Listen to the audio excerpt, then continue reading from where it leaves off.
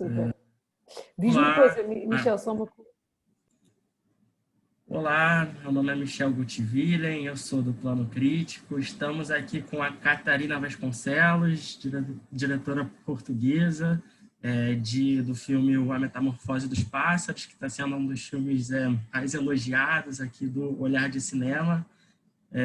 Bom dia, boa tarde, Catarina, tudo bom? Olá, Michel, muito obrigada, tudo ótimo. Bom dia aí, boa tarde aqui. Muito obrigada por esta conversa. Eu que agradeço. Primeiro, eu queria te parabenizar pelo seu filme, né? Que eu sou crítico e aí essa repercussão do seu filme ela tem sido muito forte aqui no Brasil, aqui no meio crítico. E aí essa primeira pergunta mais informal, assim, queria saber se você já tem acompanhado essa repercussão ali das críticas, o que você está achando disso? Tenho estado a acompanhar e tem-me deixado muito comovida, para falar a verdade. Estou super comovida porque antes de mais, ficou muita pena de não estar aí, de poder estar a acompanhar o filme e de poder estar a mostrar o filme. Mas sinto que o que é importante é que o filme seja visto e deixou-me assim super emocional ver as reações, porque pensei numa coisa que é o português, o português une-nos, a nossa língua, e eu fico, e o sítio onde o filme melhor da língua é entendida a todo. Então fiquei a pensar que não é por acaso, se calhar está a ter esta bonita compreensão no Brasil, se calhar tem muito a ver com isso, mas deixa-me muito comovida. Ah, que legal, então, que você gostou das repercussões. Eu primeiro, então, queria te fazer uma pergunta um pouco mais filosófica, vamos dizer assim, né? Porque o seu filme, ele gira em torno desse sentimento de memória, né? E eu queria que você falasse o que você entende, o que essa palavra significa para você, qual é a representação de memória para você. É sem dúvida uma coisa muito fundamental no filme, é a memória, embora eu tentasse não usar a palavra memória. Acho que a palavra memória só aparece uma vez ou duas, embora o filme todo seja sobre isso. Porque às tantas, porquê estar a dizer o nome de uma coisa onde o filme é todo sobre essa situação? Então decidi retirar a palavra memória e só falar do que é que essa ideia de memória significava. Uma coisa muito bonita que aprendi também um bocado com este filme sobre as memórias é quando se conta uma história é como se estivéssemos sempre a alterar a memória. Então a memória ela é mutável e nós achamos que o que estamos a contar é igual ao que aconteceu, mas nunca é. Então as memórias, e para mim este filme também teve muito esta aprendizagem, que foi, às vezes quando nós não sabemos, inventamos memórias. E se calhar esta é uma forma que nós arranjamos para sobreviver, inventar memórias quando já esquecemos coisas. Então creio que todo o filme tem esta espécie esta ligação das memórias, do inventado, o que não é verdade, mas passa a ser verdade, e o que é isso da verdade também, não é? Acho que tem um pouco a ver com isso, creio eu.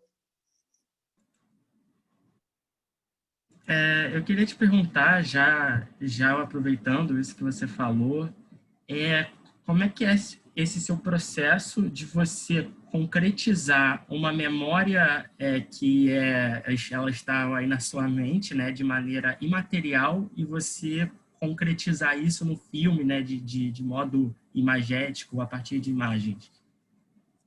O filme demorou algum tempo a ser feito, ele demorou cerca de 6 anos, e eu acho que esse também foi um tempo necessário para não só perceber sobre o que é que ia ser o filme, escrever o filme, como também começar a entrar na minha família, porque o filme também tem este lado muito pessoal, então as famílias têm esta coisa muito bonita, que são muito próximas, mas são muito distantes, precisamos também de uma distância para conseguir trabalhar com com coisas que são tão próximas e que às vezes são sobre nós também, então nós precisamos de uma distância.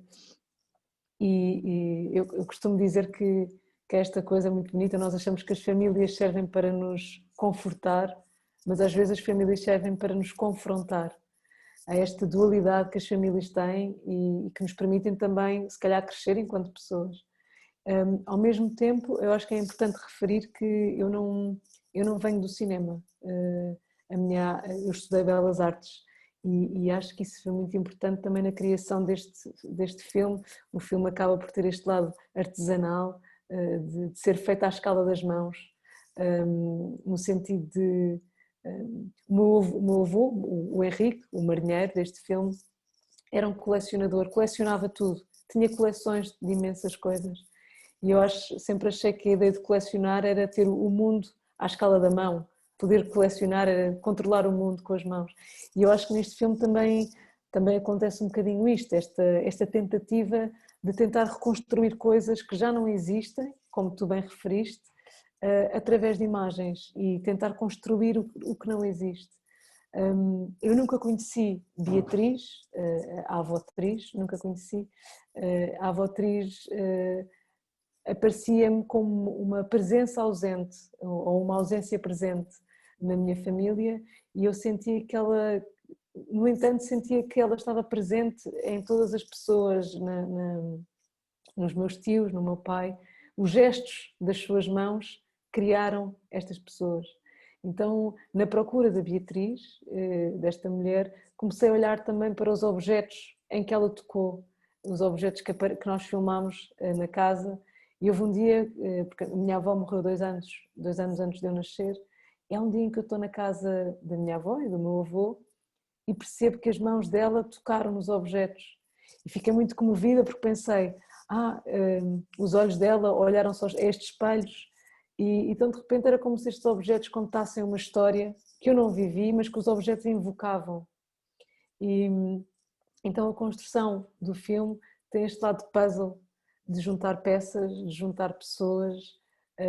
Os atores que entram no filme são pessoas da minha família, são os meus primos mais novos que fazem dos seus avós e pronto, e houve toda esta bonita sinergia de alguma forma e utilizar os corpos presentes da minha família e de alguns atores que entram no filme também para evocar essa ausência e utilizar o meu próprio corpo também para entrar neste filme.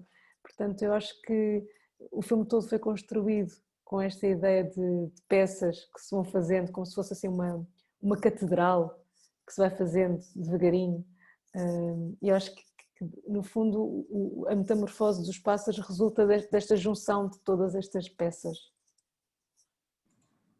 Catarina, queria dizer que você está me envergonhando aqui, porque eu estou com uma vontade de chorar aqui no meio dessa entrevista com essas palavras. Eu estou aqui me segurando, mas vamos seguir, então. Vamos ir. Eu queria que você ainda falasse sobre esse seu processo criativo, sobre o falado e sobre as imagens. O que na sua criação, se um surge antes do outro e o outro surge depois, ou se na sua cabeça eles surgem juntos, enfim. O processo em si foi...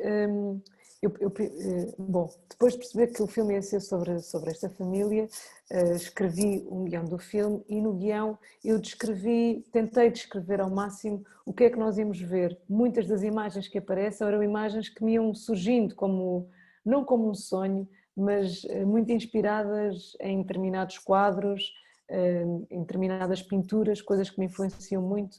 Então era uma espécie assim de umas visões que vinham desse mundo e que chegavam ao meu mundo, muito esta ideia das naturezas mortas. E então quando escrevi o guião tinha esta descrição destas imagens, do que é que elas seriam. Ao mesmo tempo coloquei uma espécie de umas notas do que é que a voz off iria dizer, mas eram só notas, não era nada assim muito desenvolvido, porque estava muito preocupada primeiro em criar estas imagens. Então, primeiro filmámos tudo, filmámos ao longo de quase 3 anos, para falar a verdade, não de seguido, não é? Pronto, ao longo de 3 anos.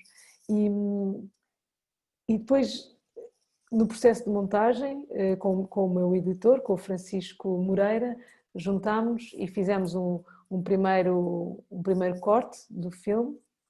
E quando chegámos ao primeiro corte, eu e o Francisco combinámos que eu agora precisava de tempo para namorar com aquele primeiro corte, de alguma forma, para poder, como dizer, olhar para aquelas imagens e perceber o que é que iria ser dito. Portanto, depois passei cerca de 5 meses sozinha, com aquele corte, e fiz uma coisa que foi imprimir todas as cenas do filme, como uma espécie de cromos autocolantes, e tinha assim todos. Então todos os dias ia brincando e punha um a seguir ao outro, uma coisa super manual, tipo corte e costura, e punha e ia escrevendo por baixo das imagens, depois percebia que as coisas tinham de ser mudadas, mas para mim a ideia da voz off era uma coisa que eu tinha desde o início, e tinha muito esta ideia coral, de várias vozes que contavam a história, porque uma coisa que percebi com a minha família é que cada pessoa tinha o seu ponto de vista desta história, cada pessoa contava uma história, e eu queria muito que neste filme existissem estas vozes todas que se vão entrelaçando, e então era um bocado como na música, há um baixo contínuo, que é o narrador, o Jacinto, o meu pai, que vai contando a história, mas depois havia a soprano, a Beatriz, o baixo, o meu avô, eu entrava, as crianças também. Então este cor de vozes foi uma coisa que desde o início esteve presente, mas só depois de montar o primeiro corte do filme é que eu escrevi todas estas vozes. Muito interessante. E aí, de certa forma, antes, você tinha me respondido já antes de eu fazer essa pergunta, que você fala que você estudou na Academia de Belas Artes, né?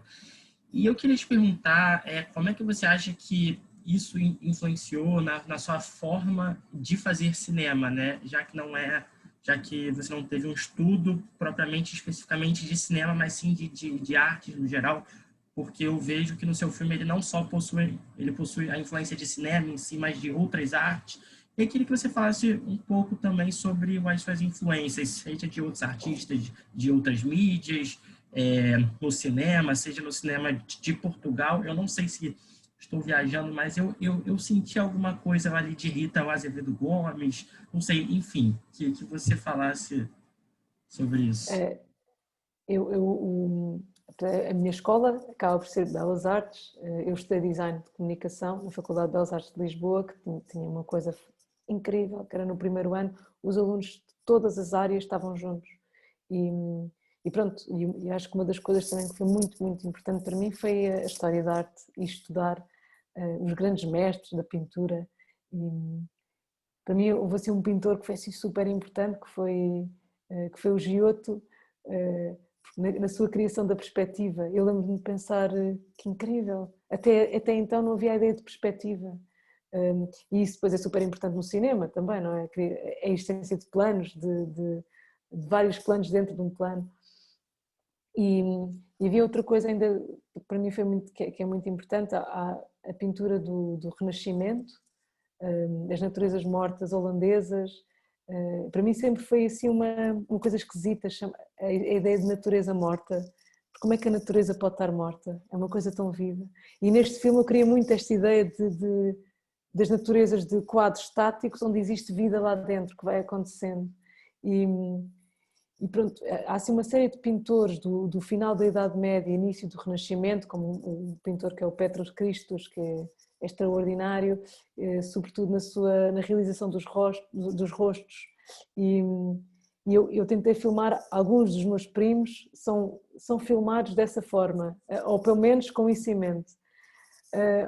E para mim estas são assim grandes influências. Ao mesmo tempo há uma pintora portuguesa que foi fundamental, que é a Josefa Dóbidos, e quando eu estava a começar a escrever o filme houve uma grande retrospectiva da Josefa Dóbidos aqui em Portugal. É uma pintora renascentista também, e era uma pintora mulher, que também não era comum. Nós estudamos a história da arte, há imensos pintores homens e pintoras mulheres, há assim tipo 5. Portanto, eu acho que uma grande influência vem daí. Ao mesmo tempo, o diretor de fotografia, o Paulo Menezes, quando eu comecei a falar com ele sobre as ideias de pintura, os olhos dele abriram muito, ficou muito, muito comovido, porque ele próprio também estudou pintura. Então, de repente, tínhamos a realizadora e a diretora de fotografia, os dois a trabalharem para uma mesma ideia de pintura. E esse cruzamento com o Paulo, a forma como ele manipulou a luz, a forma como ele tratou a luz, essa sua enorme sensibilidade, foram fundamentais para o filme. E também toda a enorme escola que o Paulo tem de cinema, não é? Isso fez com que o filme também, creio eu, essa qualidade de direção de fotografia do filme foram fundamentais para criar isto. Ao mesmo tempo, eu acho que sou muito afortunada de fazer cinema, por um lado afortunada, por outro lado não, mas realmente há uma escola de cinema em Portugal de uma enorme beleza. A Rita Azevedo Gomes, sem dúvida, tem um cinema também muito... E eu percebo a relação também na ideia dos decores, no trabalho de detalhe que existe, nessa enorme sensibilidade que a Rita tem, e portanto percebo perfeitamente e é um enorme elogio. Mas creio que existe no cinema português, creio que existe também esse... Não em todos os realizadores, claro, mas há uma escola disso também, também com Manuela Oliveira, mas ao mesmo tempo para mim as minhas referências também vêm muito das artes plásticas e de realizadores como Maya Deren, como um cinema mais experimental, que foi para mim fundamental porque foi perceber que pessoas de artes plásticas também podiam fazer cinema, ou pelo menos podiam fazer filmes. E Jean Cocteau, fundamental para mim, os filmes do Jean Cocteau, ou Jean Panev, com os seus filmes sobre cavalos marinhos, foram assim fundamentais. Portanto, que tem este lado que está entre o cinema e a arte. E eu aqui também incluo um bocado o cinema de Agnès Varda, que também tem este toque muito pessoal, a sua capacidade de contar histórias pessoais, mas que acabam por ser universais na forma como ela ata todos os nós, ou desata todos os nós. Realmente são influências que na minha cabeça não tinham vindo, mas agora que você falou faz muito sentido, principalmente o Jean Parenvert, o Cocteau, realmente, e eu acho que isso só aumenta o valor desse filme, né? Obrigada. E aí, uma outra pergunta é que o seu filme, óbvio que ele é sobre você e sobre a sua família, mas eu acho que ele tem esse caráter universal, assim, né? Acho que isso fica visível pela recepção do filme e por quanto as pessoas estão ficando emocionadas com ele. Então, eu queria que você falasse sobre esse jogo, né, entre o subjetivo e o universal. O que você acha que existe no seu filme que está sendo de universal? Eu fico, antes de mais, fico super comovida, fico muito, muito lisonjeada pelas reações das pessoas e eu é que tenho a agradecer, eu é que tenho de agradecer esse enorme, esta onda enorme de muito amor. Eu verdadeiramente acho que este é um filme sobre um tema muito banal. Infelizmente é um tema banal, a morte é um tema banal. Infelizmente muitos de nós, ou toda a gente, vai passar pela morte de alguém de quem gosta muito. E eu acho que é nessa sua banalidade que as pessoas também se revelam. Revelam não, se as pessoas também se relacionam. Ou seja, sim, é um filme sobre a morte da minha mãe, sobre a morte da minha avó, sobre a mãe do meu pai, mas é um filme sobre as mães das mães, as mães e todas as mães que existem, e nesse aspecto, se calhar, sobre todos os seres humanos na sua relação que têm com alguém que amam muito. E eu acredito que a banalidade é uma coisa extraordinária. A banalidade permite-nos a ausência de fronteiras, ou seja, sim, é um filme feito em Portugal, mas é um filme que pode ser visto no Brasil e que se calhar pode ser visto em Taiwan, pode ser visto no Japão, espero eu, e porque todos nós nos relacionamos de uma forma maior que a língua, que tem a ver com as nossas emoções e tem a ver com coisas que nos ligam que são maiores do que as nossas fronteiras, e tem a ver com coisas pelas quais nós passamos e que são muito brutais daquilo que nos acontece. Então eu acredito que de alguma forma, creio eu, que essa possa ser a razão pela qual existe também este relacionar com a metamorfose dos pássaros. É pela sua banalidade, e pela sua, por falar destas emoções que estão relacionadas com o fim da vida, mas também com uma certa esperança, esperança de que a vida continua, de que a natureza nos vai sempre trazer vida. E aí você vê no seu cinema também, no seu próprio, na sua própria ação, no seu próprio ato de fazer cinema sobre a sua família, uma forma de fazer com que essas pessoas vivam para sempre. Você... É super lindo. Eu acho que sim, eu acho que o cinema é uma arte incrivelmente generosa, por várias razões. É generosa porque ele possibilita nós trabalharmos com várias outras artes entram no cinema, a música, a literatura, as artes plásticas podem entrar no cinema. E o cinema tem esta coisa extraordinária também que é, trabalha com o tempo, trabalha com uma ideia de tempo e trabalha com histórias e acho que trabalha com esta ideia muito utópica que é tentar eternizar aqueles que já não estão cá ou aqueles que cá estão. No caso da minha família, ela fica neste filme, ela fica eternizada durante o tempo que for, que isto durar. Neste filme é um retrato desta família e eu gosto de pensar também, por mim, que é um retrato da minha mãe, é um retrato mesmo das pessoas que cá não estão, é como fotografar os fantasmas, é também um retrato eterno de pessoas que já não estão cá. E eu acho que nesse sentido o cinema tem esse enorme poder de nos poder também, através de um processo um pouco catártico, que eu acho que este filme também teve esse processo catártico e de uma certa terapia, não só familiar, mas todos revisitar alguns destes locais é revisitar um determinado trauma, mas acho que o cinema também nos dá esta possibilidade que é de ultrapassar isto, através de falar e de mostrar e de filmar, tornar isto uma memória mais coletiva, e se é coletiva é carregada por todos, e se é carregada por todos é menos pesada para cada um de nós. Sim, nossa, isso aí é muito bonito. Enfim, e uma outra coisa que eu queria falar é que não só no seu filme, mas eu tenho visto vários filmes aqui nesse festival, né, Olhar de Cinema, e eu tenho reparado que há muitos filmes que voltam para o passado para falar enfim, de sua vida, de sua família, mas que também acabam refletindo em um contexto maior, em uma escala maior, para falar sobre a situação de seu país. E eu vejo também que isso existe ali no Metamorfose, uma coisa ali de Salazar, enfim. Queria que você falasse sobre isso. Para mim era fundamental também contextualizar o momento em que esta família está a crescer. O meu avô nasce em 1926, que é quando começa a ditadura em Portugal, portanto toda a sua vida é vivida em ditadura. O meu pai nasce em 1950, portanto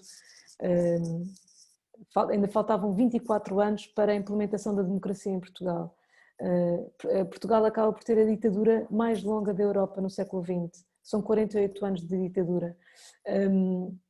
E para mim era muito importante dar a entender que esta família que cresce aparentemente de uma forma sã e saudável, sim, com o pai à distância, acaba por... Quais é que são os contornos que estão a circundar esta família e que também fazem com que os filhos, o meu pai e os meus tios, comecem a questionar também o que é que está a passar num país. E isso foi uma das coisas que o meu pai me disse, que foi, de repente, as discussões que existiam entre ele e os seus pais acerca da situação política portuguesa. Há outra coisa ainda que a mim me parece que é em Portugal, só há pouco tempo é que começámos a falar, infelizmente, do colonialismo. É uma discussão tão premente, tão importante, que é injustificável só termos começado a falar disto há tão pouco tempo. Eu aprendi, eu tenho 34 anos e aprendi na escola que os portugueses descobriram o mundo. É assim que é ensinada a história em Portugal. os portugueses não descobriram o mundo já é descoberto por quem lá vive, existem milhões de pessoas a viver no mundo e para mim era importante também dar este toque de falar do que é que, de uma forma subtil, é verdade, mas falar também do que é esta presença portuguesa nos países africanos, e não só nos países africanos, no Brasil também, por exemplo, e do que é que isso trouxe e de que ideia é esta de poder controlar o mundo, tal como que ideia é esta de Salazar poder ser um ditador. Portanto, para mim era importante ter este confronto, que para mim é bastante atual. Portanto, nesse sentido, a tua pergunta faz super sentido, que é ir buscar questões do passado, mas que verdadeiramente ainda não foram resolvidas.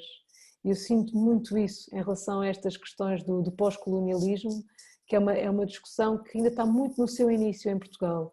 E ela já devia estar, sinto que já devíamos estar a anos-luz disto, mas que só agora é que estamos a começar. Te perguntar se a gente consegue fazer mais uma pergunta, ou se você acha que tá... Vamos? Tá bom. Quem fez essa pergunta, na verdade, foi o Diego, porque eu avisei ali nas minhas redes sociais que eu ia fazer essa entrevista, e aí como eu sei que muita gente foi muito fã do seu filme, eu falei, olha, gente, algum de vocês quer falar alguma coisa com ela e tal? E aí o Diego, ele queria saber como é que foi para você usar os ambientes, a casa, o mar, a luz, os objetos, que isso é uma coisa que você respondeu lá no início, né? Que a memória se faz viva dela a partir do gesto, ali do ato de encostar, enfim, falar sobre isso. Com certeza, quando eu comecei a trabalhar no filme, e quando finalmente recebi o apoio, foi 2 anos depois de começar a trabalhar, uma semana depois, algo assim, de receber o apoio, ou 2, o meu pai deu uma notícia de que o meu avô ia vender a casa. E eu fiquei muito preocupada e foi aí que entrei em contacto com o Paulo Menezes, que viria a ser diretor de fotografia de todo o filme, e fomos filmar a casa. Fomos filmar com uma Bolex, 16mm, e lá fomos nós filmar e foi super forte, porque foi assim uma semana em que filmámos todos os dias a casa e depois a casa foi vendida, ficámos sem decor. E eu pensei, e agora? O que é que eu vou fazer? Então fomos procurar uma casa em Lisboa, que fosse dos anos 60, 70. Portanto, há algumas cenas do filme onde entram os meus primos que não são filmadas na casa do meu avô, mas é uma casa que eu depois povoei com os objetos que estavam na casa do meu avô. E isso foi muito importante, porque para mim era muito importante que o filme tivesse esta ideia de terra e mar. E o mar, porque o mar foi o ambiente onde o meu avô viveu mais tempo, de alguma forma. O mar, estivemos a filmar a bordo do navio Escola Sagres, que é um navio escola da Marinha Portuguesa e que foi o navio que o meu avô guardou com maior amor na sua vida. O meu avô fez a carreira militar naval, chegou até almirante, mas começou enquanto menino no navio Escola Sagres. Então fizemos uma viagem no navio Escola Sagres, que é um veleiro muito grande, pronto, não é assim tão grande, para mim era enorme, e fizemos desde os Açores até Lisboa, e todas as cenas de mar que são filmadas nesta viagem, que foram 9 dias de viagem. Foi uma grande aventura, porque íamos é um navio que leva 150 pessoas, a maior parte homens, existiam cerca de 10 mulheres, portanto foi exigente, mas foi muito interessante e foi muito bom. E depois, ao mesmo tempo, para mim, esta era a primeira parte do filme, e a segunda parte do filme passa-se num decor que é, para mim, muito bonito, que é a Serra da Estrela. A Serra da Estrela é o ponto mais alto de Portugal continental. E para mim havia esta ideia quase de criança, que era o ponto mais perto do céu. Qual é que é o ponto que eu posso quase tocar no céu? E é este sítio que se chama Serra da Estrela, que ainda para mais tem este nome lindíssimo. Então os decors são verdadeiramente sítios muito importantes e que foram pensados também, tem este lado quase, a Serra da Estrela tem este lado quase espiritual e quase menino também, de meninice. Não sei se respondo à pergunta, mas pronto. Sim, sim. E aí, para finalizar muito rapidinho, queria saber se você já está em algum projeto novo, enfim, como é que tá aí os Já. planos? Já? Já. Ah, que bom. Já estamos aqui, já estou aqui na escrita. Aproveitei, nós tivemos aqui um lockdown, como todos nós estamos a passar por isto, e eu aproveitei também para escrever um filme novo, que tem por enquanto tem o nome de trabalho, chama-se Pintura Inacabada, por enquanto. Vamos ver. Que maneiro, estou muito interessado. Esperamos que saia aí logo. E, Catarina, queria te primeiro parabenizar de novo pelo filme Muito obrigada, muito obrigada. e aí agradecer por essa entrevista que foi incrível. Espero que muitas pessoas assistam. Obrigada, muito obrigada, Michelle. Foi uma entrevista maravilhosa e obrigada por este tempo. Obrigada pela conversa. Obrigado você. Eu vou desligar então. Tchau, gente. Tchau, pessoas que vão assistir. Tchau, Catarina. Um beijo. Tchau, tchau.